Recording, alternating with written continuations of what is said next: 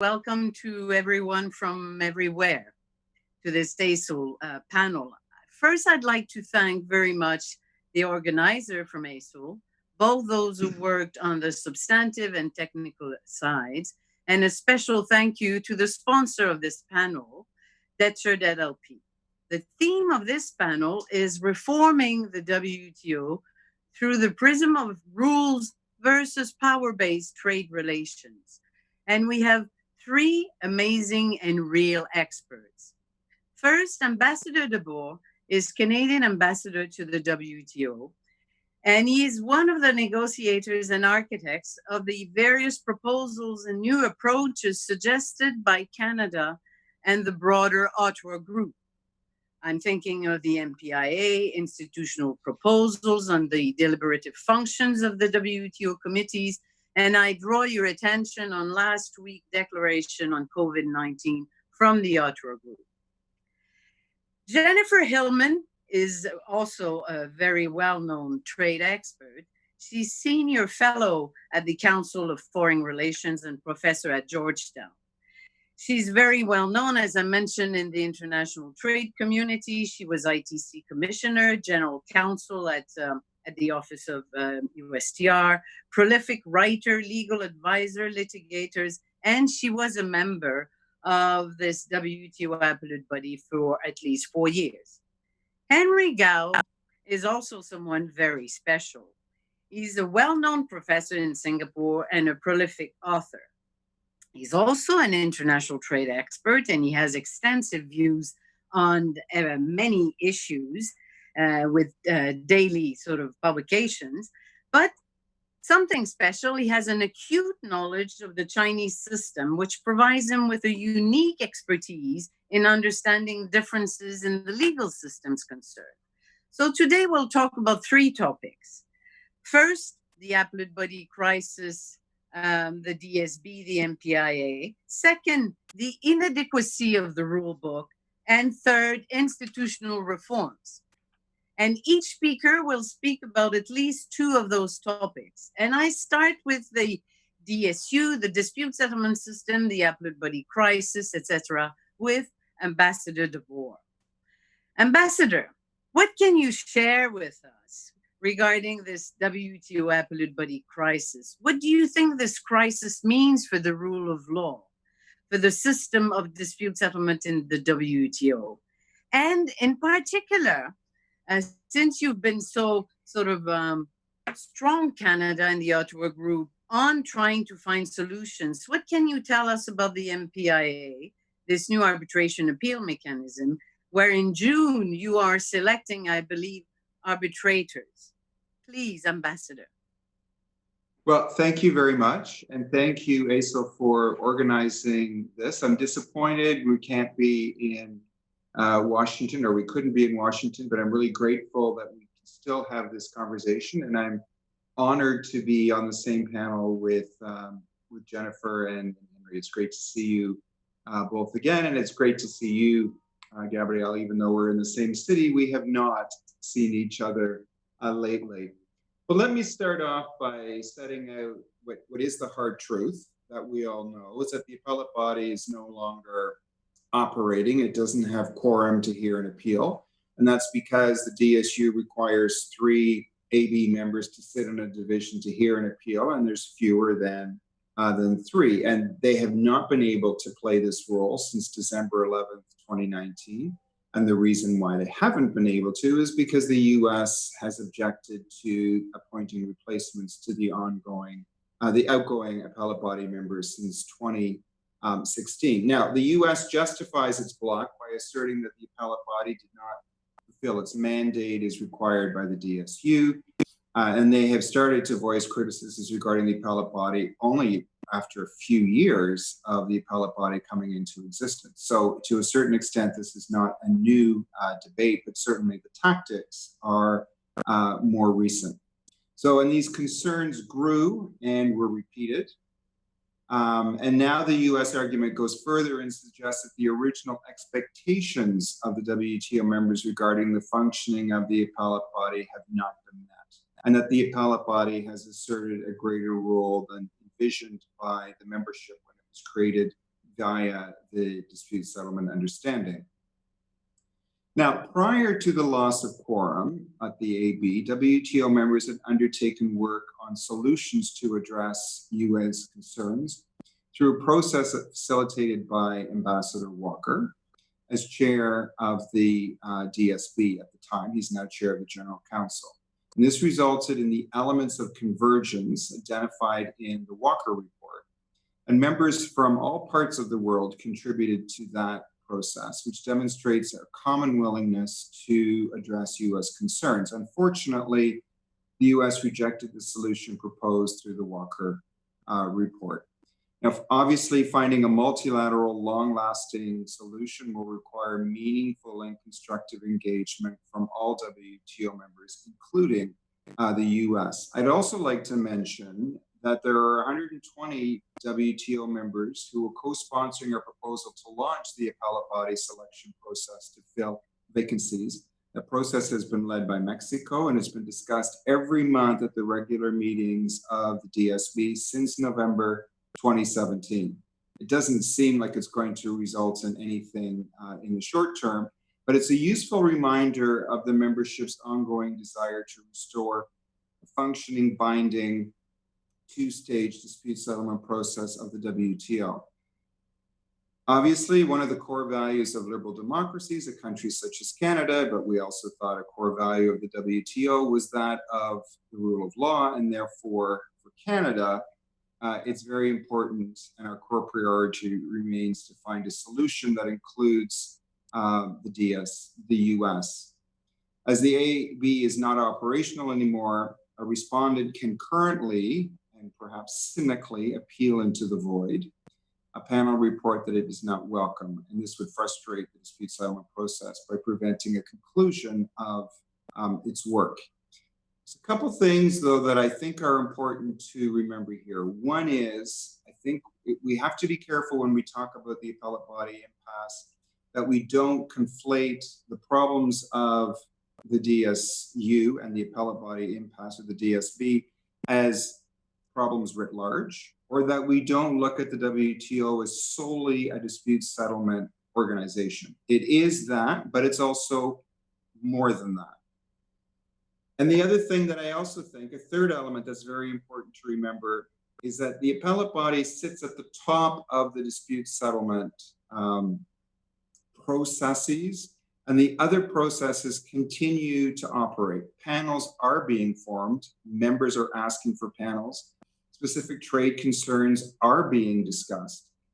And obviously, there's enough faith in the system for members to actually engage in panel requests. Now, the way that we deal with these panel requests leads to the second part of Gabrielle's question, which is the MPIA. The multi-party interim arrangement is meant to create or try to replicate that second stage that is no longer available because of the appellate body impasse. Now, it is not perfect. It does not absolutely replicate the appellate body, and we understand that. The fact that it's called interim suggests that this is not meant to be a permanent replacement. There's a couple of problems. One is it's ad hoc, doesn't have the support of the appellate body secretariat, for example. And of course, it's missing the United States, which is quite fundamental to the system when you think how often the United States is engaged. Nevertheless, I think it suggests a strong desire to maintain the two-step process. It is a contingency measure. It's important for a country like Canada. We currently have disputes with Australia and Brazil, who are both in the MPIA. And the MPIA is moving apace. So we have a schedule right now for the naming of roster members, and that is, we're completely on schedule, and we hope to have that completed by the end of July. We now have 22 participants, which is quite large and growing. We have our first African member, Benin, who joined yesterday. We're hoping Cabo Verde will join as well. The last step to operationalizing this is the establishment of a roster, and we're very close to getting that done. I'm going to leave it at that for now. Thank you. Thank you, Ambassador DeBoer. So much information. But one point is that the vast majority of WTO members, at least under 20, want an appellate body or a system of review in the form of MPIA or other, even if it's not the only thing in the WTO. Jennifer, do you still believe in the appellate body? Do you still believe in the WTO dispute settlement system? And do you think it's possible to get the US back into the two-stage dispute settlement system now or one day or after November? Do I still believe in it? Absolutely, yes. And the question is, can you get back to something that I think was closer to what the expectations were when the system was set up in 1995, and then the process of how do you get there? Because for me, there's two or three things where the system didn't turn out as anyone thought it would, and then there's a couple of other of expectations that may be particular to the United States. I think writ large, the understanding when the system was set up, first and foremost, was that appeals were going to be rare. It was only going to be the kind of rogue panel that somehow went astray, that needed to be corrected, or where there was a really unique, difficult legal question that merited a second review. That's not what's turned out. As it's turned out, 70% of the panel reports have been appealed. So in that sense, the system just is overloaded and is doing something quite different than handling this rare appeal. The second one is that appeals were supposed to be limited to sort of one or two questions of law. And if you look at what's happened over time, in 2018, the average appeal had 15 claims in it. And a significant number of those claims were a claim that the panel had not made an objective assessment of the facts. So all of a sudden now the appellate body is also being dragged into kind of through this legal hook question of an objective assessment into re-examining in great detail the facts of many of the cases. So, on that strain, there's no question that the appellate body did not turn out as planned. And to me, whether or not you can get it back on course will depend on whether you can, to some degree, address those two issues. Then you come to the United States. And here, I think it is important to understand where and why the United States takes the view that it does. The United States, you have to remember, joined the binding dispute settlement system of the WTO, even though it does not submit to the jurisdiction of the International Court of Justice. It does not participate in the National Criminal Court. It does not a member of the Inter-American Court of Human Rights. It does not participate in any international courts. And yet it signed on to this almost court system at the WTO. Why? Because the understanding was that the United States would not have any of its rights taken away. It would not have any obligations added to it. It was signing on to a defined rule book that existed in 1995. And the perception was, yes, the United States would sign on. It would arguably give up its practice of asserting unilateral tariffs and taking unilateral measures, and would agree to be part of this system that it helped create, provided that its rights were not taken away. And the narrative that is clearly taken hold in the United States is the appellate body broke the bargain. The appellate body took away rights that the United States had. The United States had, the right to engage in the practice called zeroing when it determined anti-dumping measures in 1995. It doesn't have that right anymore. The appellate body took it away. The United States had the right to impose a safeguard measure without having to show unforeseen developments. It doesn't have that right anymore. On. So there's been this series of things where the argument and the narrative is that the appellate body has broken the bargain. You asked the question of, can we get it restarted? Can we get re-going again? And I guess my honest answer would be not without some substantial changes. I mean, you are going to have to address this issue of appeals being rare. You're going to have to address the issue of sticking within the timeframes, committing to the procedural requirements, and fundamentally have to address this question of, can the appellate body effectively take away rights that countries thought they had or add to obligations? So yes, it is going to take serious reform. Can it be done right now? No. I think as long as President Trump is president of the United States will not join on to a reform of the WTO. I mean, the United States Trade Representative, Bob Lighthizer, testified just last week in the Congress. And with respect to the appellate body, what he said is that he did not feel, and I will quote, any compulsion to have it ever come back into effect. So clearly we now have an answer to the question that many have been positing over the last couple of years. Yeah. Does the United States want to reform the appellate body, or does it want to kill it? I think at least for the Trump administration, the answer is it wants to kill it. Jennifer, let me take you in the second set of questions, because time is running, and it's in line with what you just said. It's about the inadequacy of the WTO rulebook. And I was going to ask you to talk about what you just touched upon.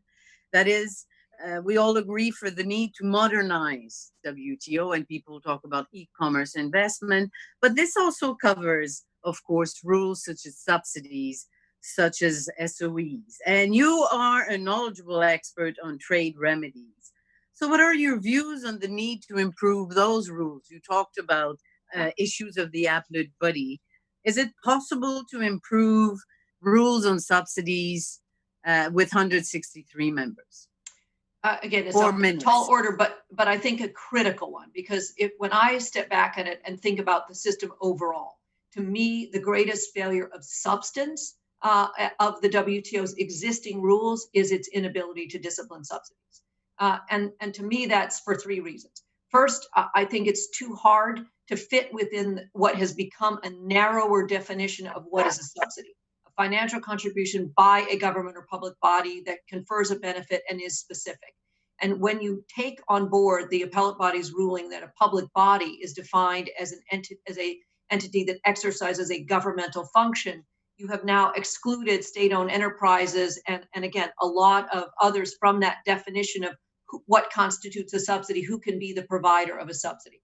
Secondly, I think it's been proved very clear over a recent set of cases, it's too hard to get the evidence about subsidies, particularly in non-transparent economies like that in China. Thirdly, for me, and most importantly, it's the disciplines on subsidies don't really work. There's two different disciplines. I mean, one is if the subsidized goods are coming into your market, you have the right to impose a countervailing duty. That might be good for your market, but what it does is push those subsidized goods out into everybody else's market. It doesn't get at the fundamental problem that was caused by the granting of the subsidies in the first place that may have resulted in overcapacity, overproduction, and overall price depression in the world. The second remedy that we've seen, for example, in the Airbus-Boeing disputes and in others, is that the country that is granting the subsidy is supposed to remove the adverse effects of the subsidy. But let's remember that all WTO remedies are prospective only. So you're faced with this notion of prospectively, you're supposed to remove the adverse effects of the subsidy.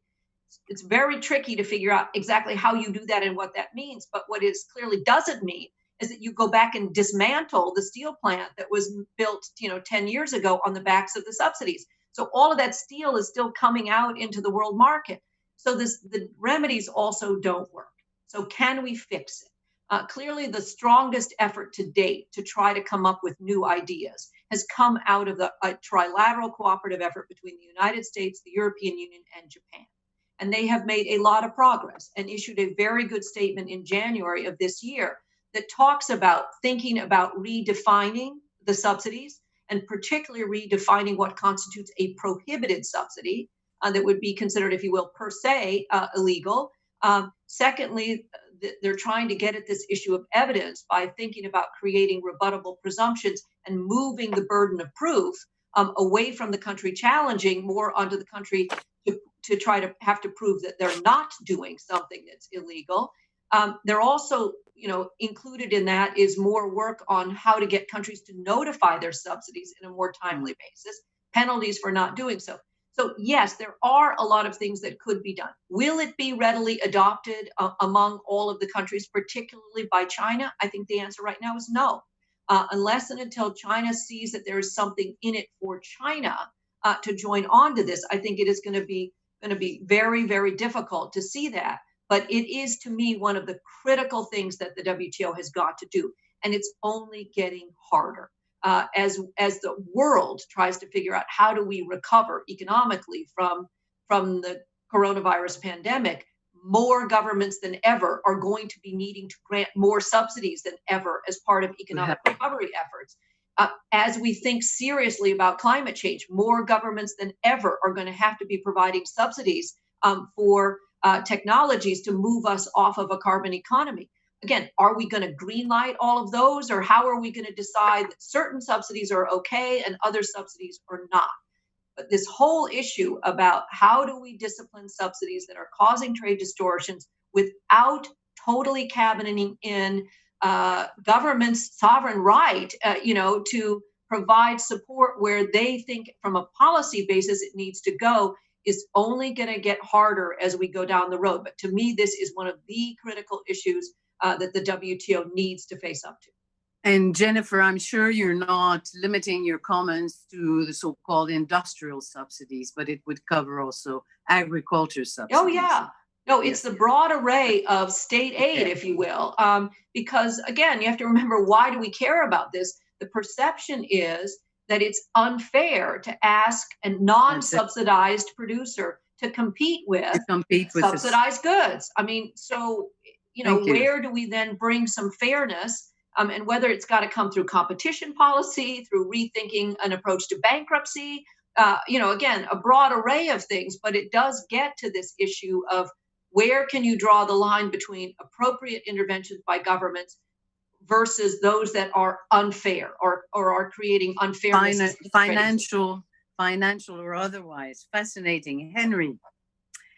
So I'm sure you agree that there's a need to improve, the WTO rule book. But let's talk about very sensitive issue, because you're very good at that. How to deal? Is it possible to deal with SOEs? And is it possible to maintain a WTO, a single forum, with members that consider not to be traditional market economies, or that may see sort of the economy differently? What are your views about this rule book? Thank you, Gabrielle.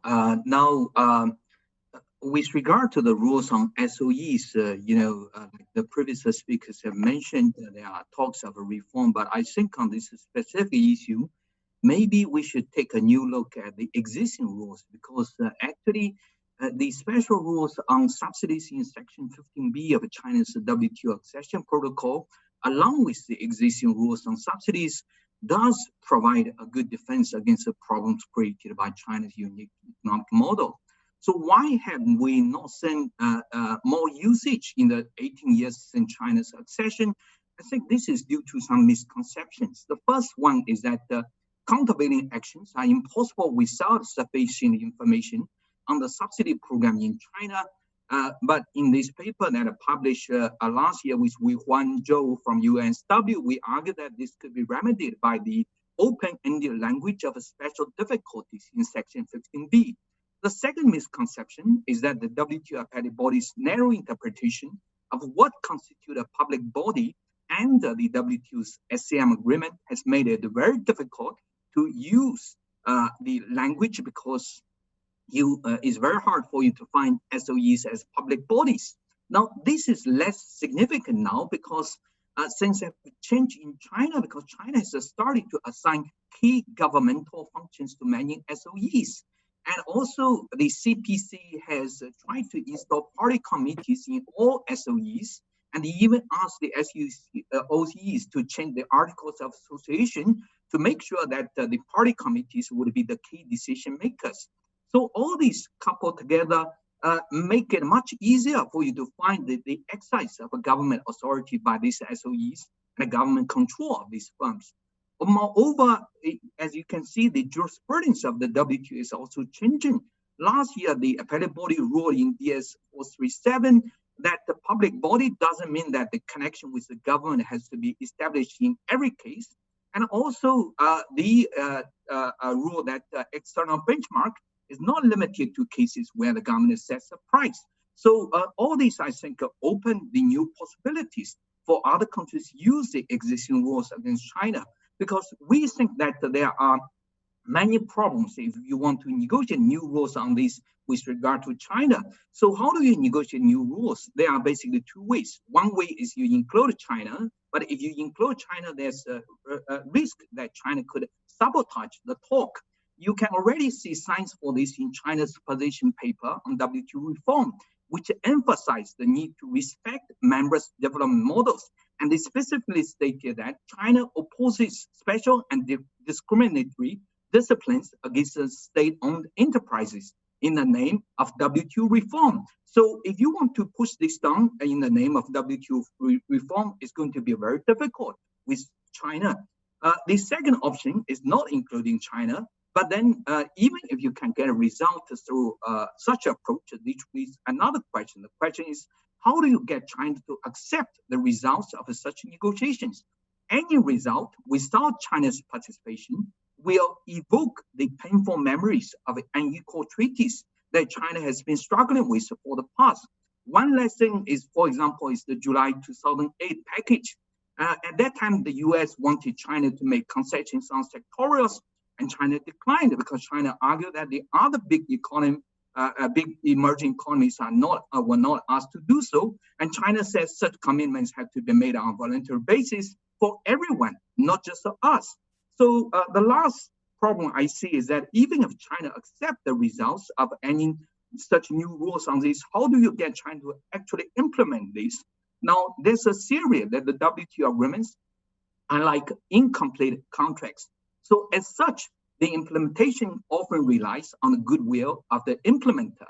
But if the agreements are forced down the throat of China, I can guarantee you that China will try to dodge the implementation at every opportunity.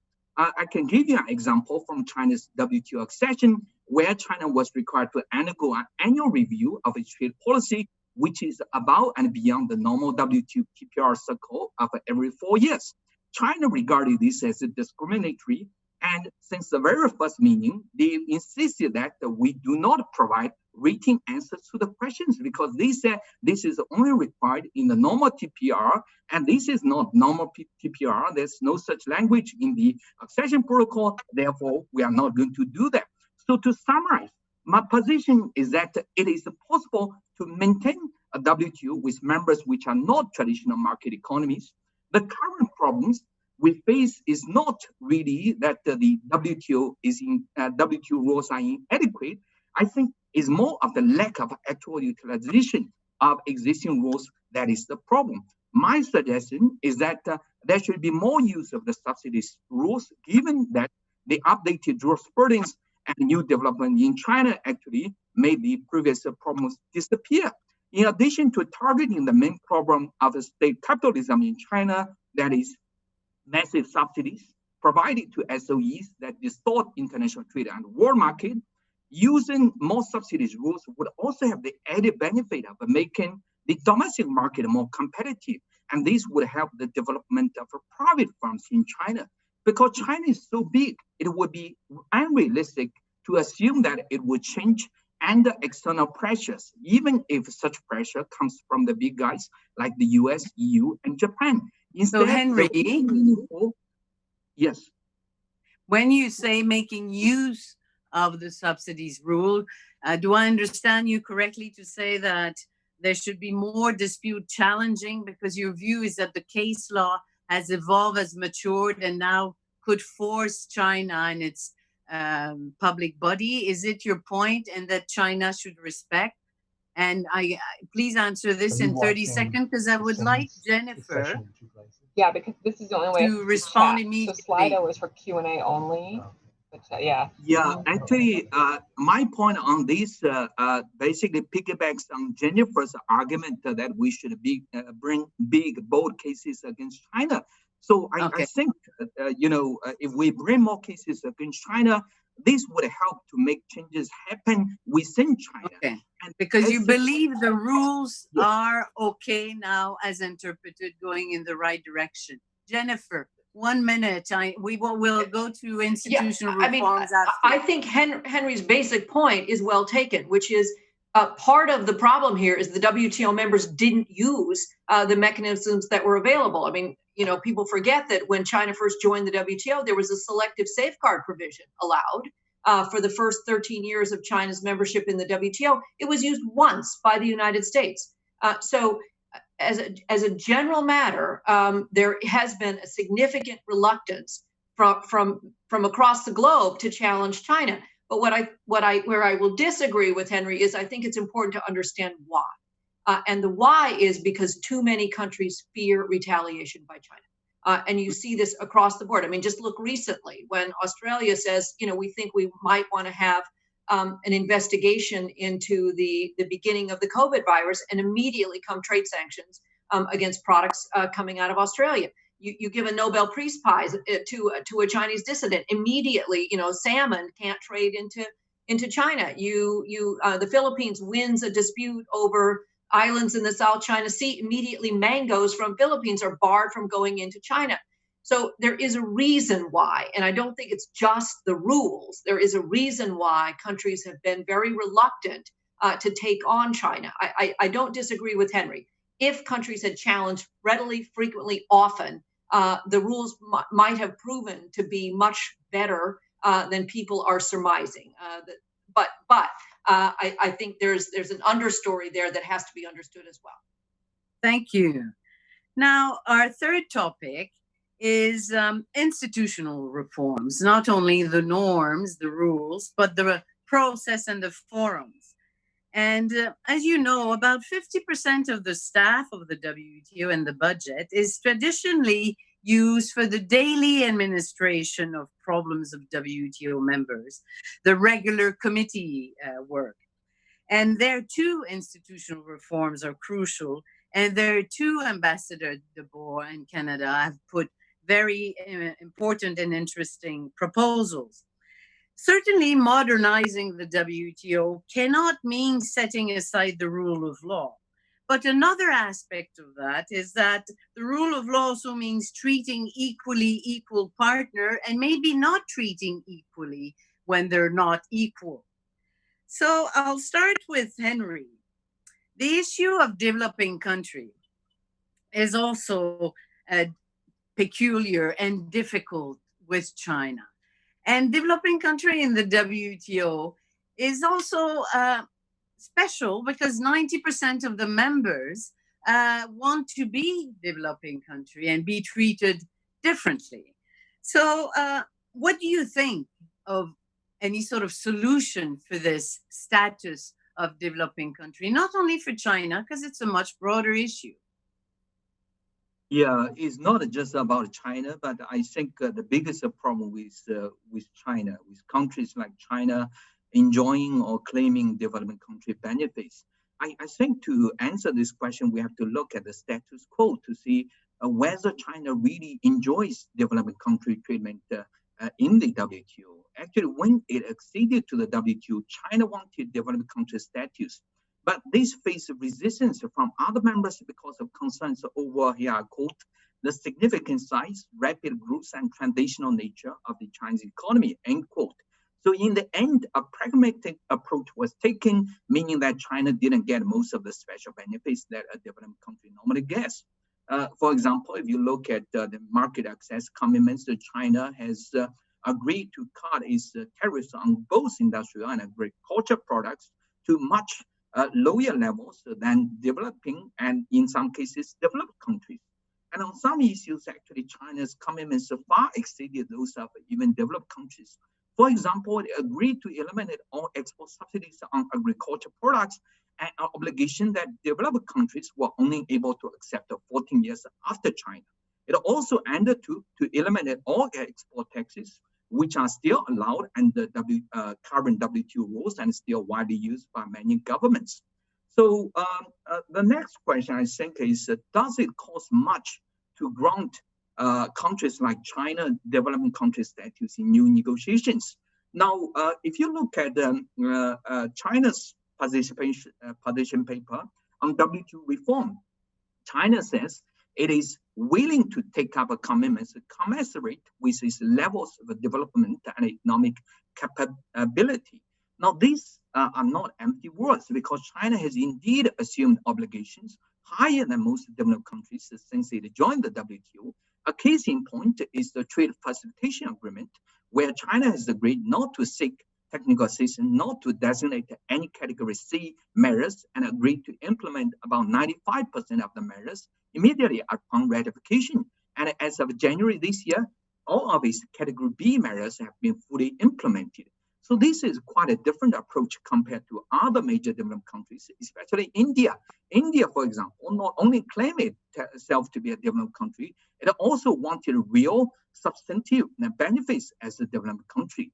So but Henry, why do you think then China, if in practice it does not behave like a developing country, why is it insisting on keeping this status?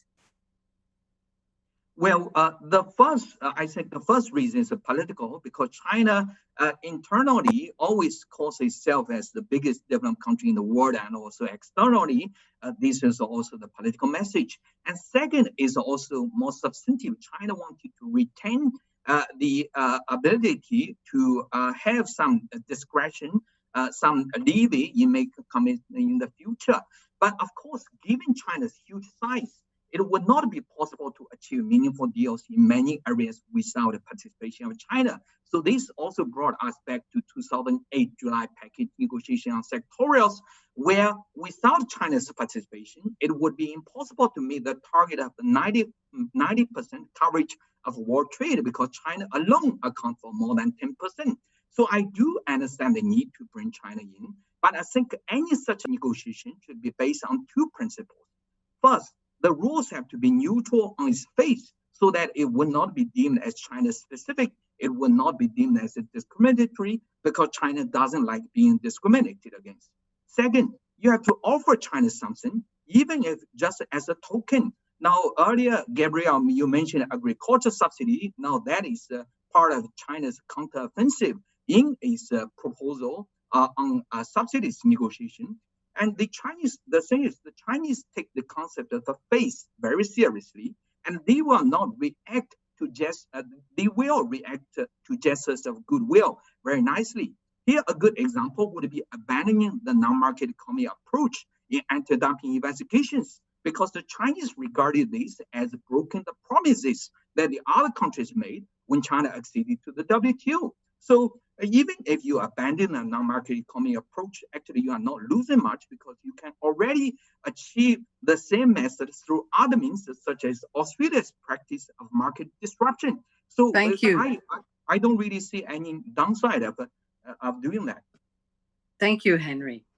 Ambassador de Boer, Canada has been, as I mentioned, very active player in the WTO since you arrived. It's almost the first years of the GATT when the Quad was there.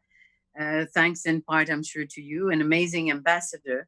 But in particular, you've put forward, Canada, various institutional proposals on the administration of committees' work agenda, the role of the chair, the role of the secretariat, how to deal with state special trade concern, and on GSI.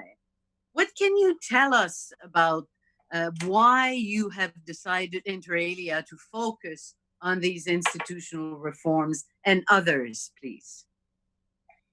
Well, Gabrielle, to a certain extent, you've alluded to the answer already, which is the work of the WTO is 50% of the work that the Secretariat does is committed to what we call the regular deliberative functions of the WTO. And these are enormously useful, and I would say to a large extent unsung. As I said earlier, we tend to conflate the dispute settlement and appellate body impasse as the only game in town. It's the only thing about the WTO. And if it's not working properly, the WTO itself is not working properly.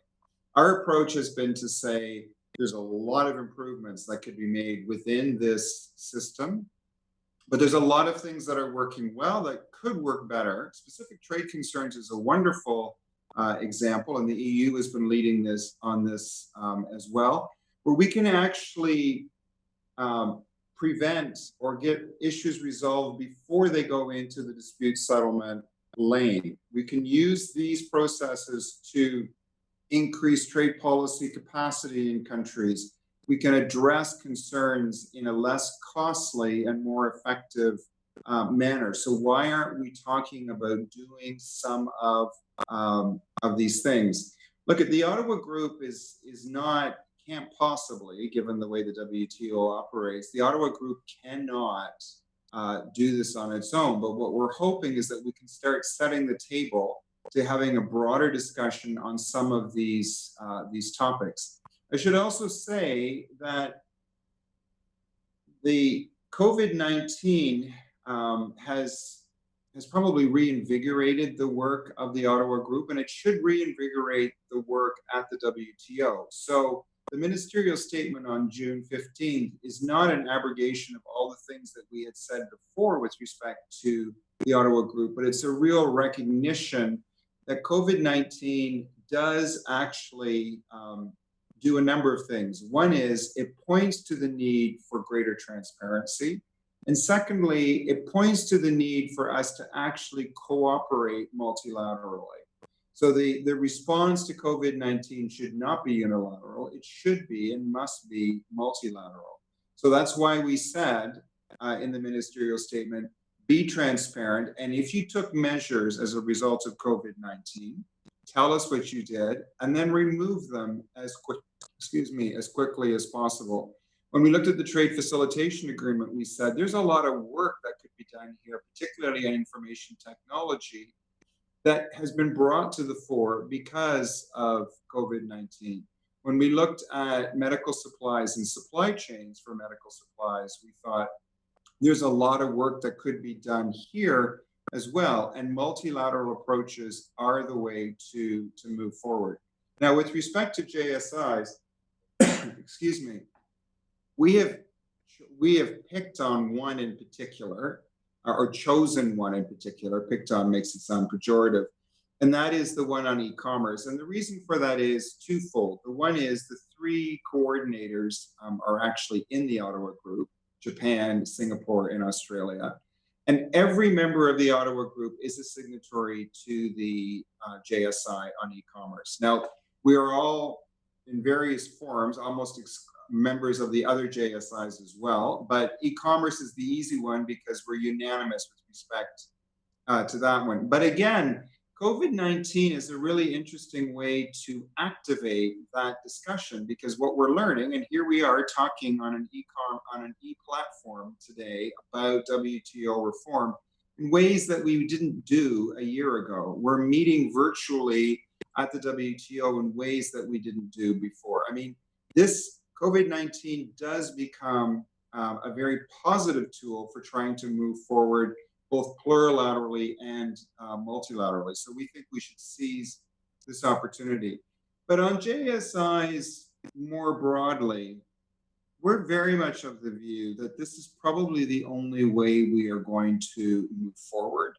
And we should be comfortable with that. This is what we did in the Tokyo round. We took codes and then we multilateralized them. We need to start talking with like-mindeds and start getting the discussion going. And if we can't do it multilaterally, then plurilateral is a really effective way to move forward. I don't think we would have gotten where we are right now with respect to services domestic regulation, except in the JSI context. Look at investment facilitation, 102 members across the board, developing. It's very exciting. E-commerce, very exciting too, in terms of who is in the room, including Africa, China, the United States, the EU. All the significant players are there. So JSIs are an exciting tool. We don't see them necessarily as a failure of the system, but a very interesting stepping stone. GSI is an expression from countries that they want to continue. Exactly. Yes. We have 5 questions and about 14 minutes left. So unless one of the speakers wants to speak right away on any of the 3 topics, my suggestion is I'm going to read out the substance of these 5 questions, and you invite each of you to respond or comment and add anything else. So there's a question about regional trade agreements and the recent bilateral and whether they undermine WTO. There are 2 questions about retaliation and what Jennifer said, that countries are scared of China. And I would tend to agree with that. And I was going to add countries are so scared of the US. And for me, the fact that countries are scared of both maybe mean that they're both sort of the same strength. One question is, how could you justify retaliation? How could China justify retaliation other than on the basis of security? Trying to respond to your suggestion, Jennifer, that China would not retaliate because it's not entitled. Another question concerns the MPIA and what will be the value of the decisions of this body in the future? How is it going to be looked at? And the last question is about the so-called socially responsible business practice, whether it's possible within the WTO, and we all know that one of the goals of WTO is sustainable development, whether there's room for these sort of business practices that would respect sustainability, socially responsible, and human rights. So I don't know, Ambassador de Boer, whether you want to begin or end. If you want to end, I'll ask Jennifer and Henry and then you, or I give you the choice. You're my ambassador. Oh, okay. I'm going to jump in, but not answer all of them. So fear not. Those you like. On this question of whether countries are scared of China, I'm not quite sure what to say with respect to that. It may very well be true, but to my mind, this is the sad part of the WTO system right now. If we acted multilaterally, if we avoided unilateral actions, if we didn't try necessarily to single out China, but worked with China, perhaps we would be in a better space. And so I find it, I'm not going to say it's not true, but I find it to be a sad result of the current state of affairs. On the value of MPIA decisions and how they will be looked at in the future, well, that will be an interesting question if the appellate body resumes, for example. But I don't think MPIA members are under any illusion that this will have the same gravitas as an appellate body decision. Just the way Article 25 operates doesn't suggest that that would be the case. But it will be valuable, nevertheless. But obviously, all of us in the MPIA would much prefer to have a functioning appellate body, no doubt. This is a poor second choice for it. I put that's too strong a word, but this is a second choice. This is not what we want. We want a functioning appellate body. And finally, on socially responsible business practices, and is there room for this within the WTO? There is, and I continue to be frustrated that there is not more creative thinking by policymakers on how to develop policies that are socially responsible, that are environmentally responsible, that still fit within the WTO rules. There seems to be this sense that the WTO rules are anti-human rights, or anti-socially responsible business practices, or anti-environmental. And they're not necessarily. I think it's a failure of policymakers to be creative. I'm not saying that the rules are perfect, but I think policymakers should be more creative.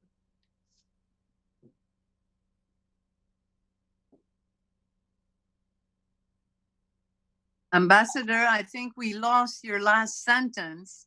I was actually, I just said I think policymakers should be more creative. Over and out. There is policy space. I agree with you.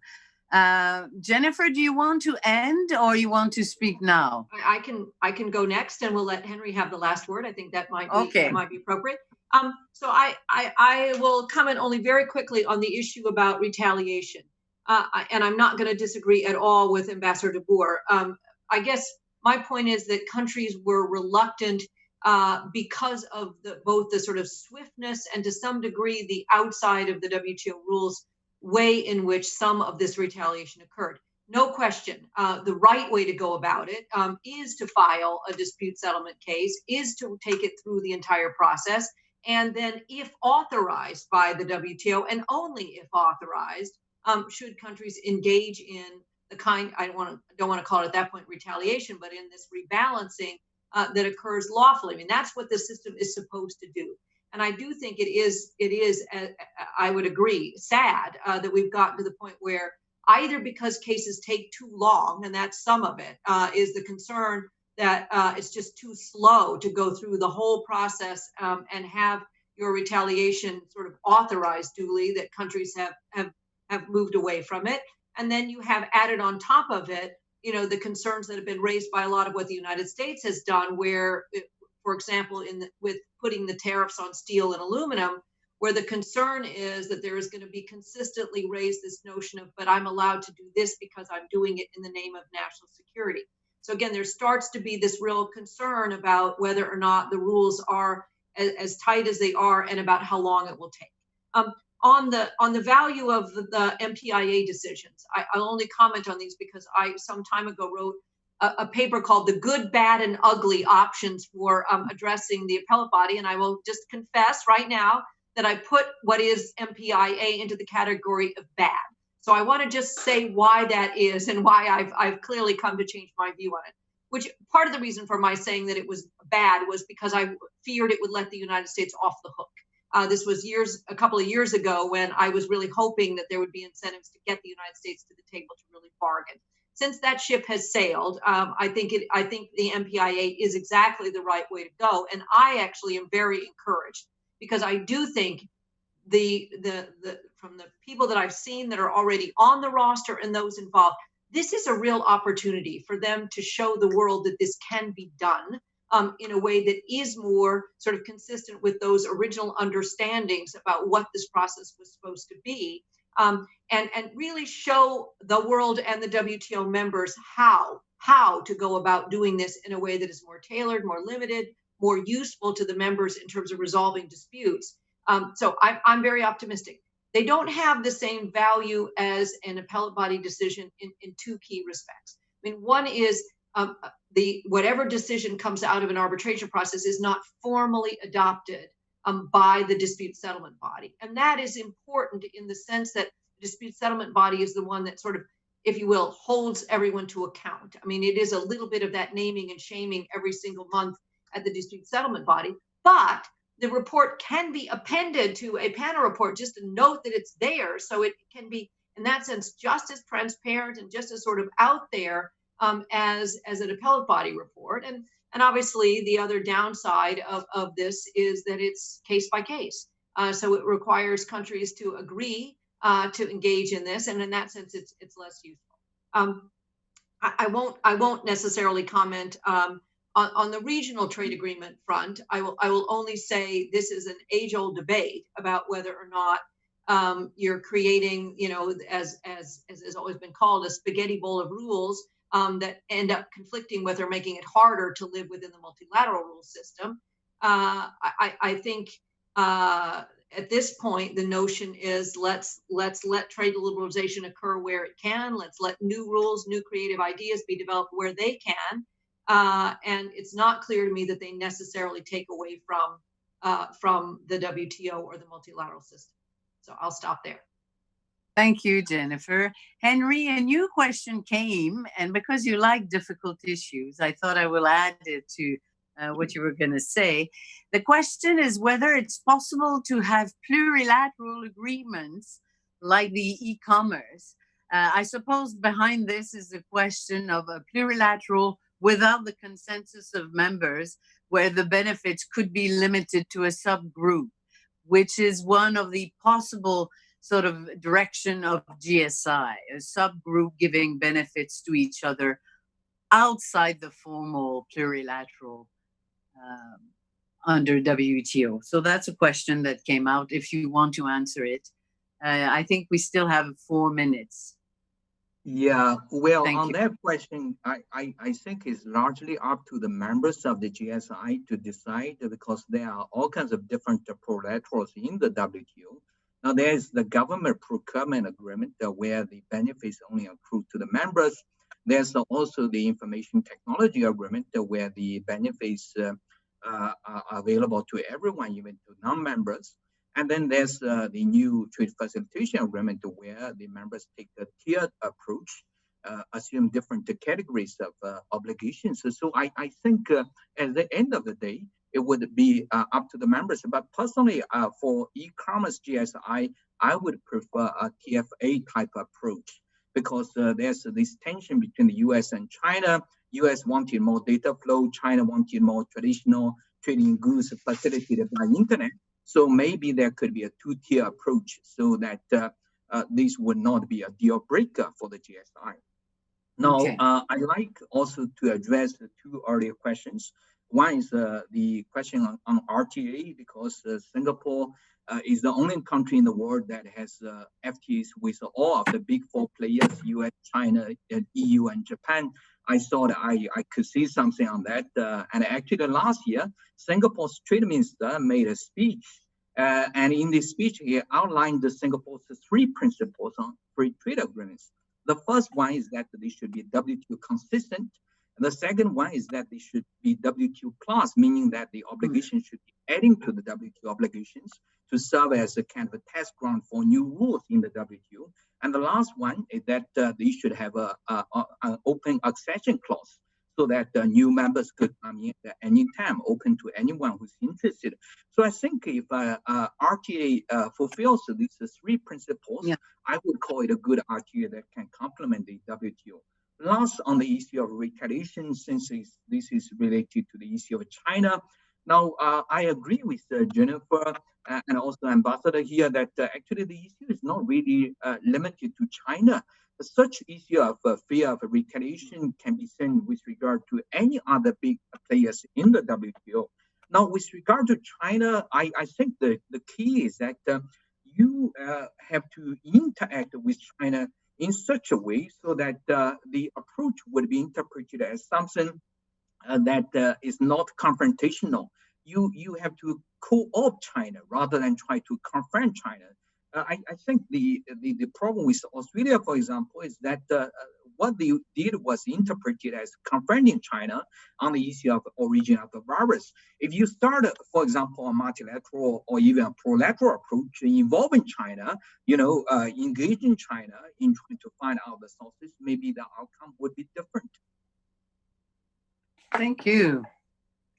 So thank you very much to the three speakers. I think the audience learned a lot. I understand there were more than 300 people connected. So that's one of the benefits of digital communications.